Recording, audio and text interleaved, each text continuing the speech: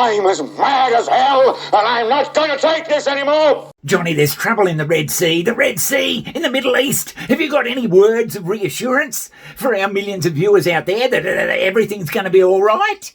Well, I don't know whether I can give our millions of viewers out there, Johnny, any reassurance. I mean, it's bloody going to shit over there. That's all I can say. But there is one particular bloody thing we've got to be very, very wary of. Who? Hooties. The Hooties? Yeah, Hooties. Johnny, who the fucking hell are the Hooties? Yeah, Hooties. Now, I don't know who the bloody hell Hooties are. Minutes ago, the Houthis responded. Since then, the Houthis have launched dozens of attacks. Houthi military spokesperson? Against the Iranian-backed Houthis in Yemen. The Houthis from carrying out further. Breaking about a dozen Houthi sites in Yemen overnight. They sound like something out of Star Wars. Who are they, Johnny? Well, who knows? I certainly bloody didn't hear of the Houthi. I didn't know. Yeah. I didn't know of the Houthis till 2 months ago. I'd never bloody heard of them. And they do sound like some sort of a strange bloody beast that you might find in a Star Wars movie.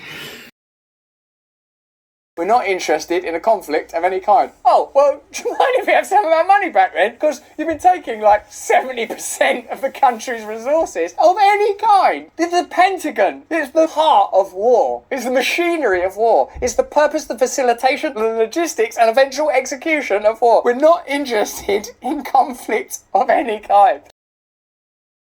But Johnny, didn't the US start all this shit in the Middle East fucking 50 years ago? Corporatist, globalist state, no? American imperialism following the dissolution of the Soviet Union in 1990 to 1991. This included the first Gulf War in 1990, that went well. The dismantling of Yugoslavia, great job everyone. Culminating in the war against Serbia in 1999. The invasion of Afghanistan in 2001, $2 trillion remember. The second war against Iraq in 2003, ka-ching. The war against Libya, Weekend in Bernie's, Gaddafi in the back of the Jeep. And the CIA-backed civil war in Syria that began the same year. I mean, you could go down to the bloody butcher shop down here, Johnny.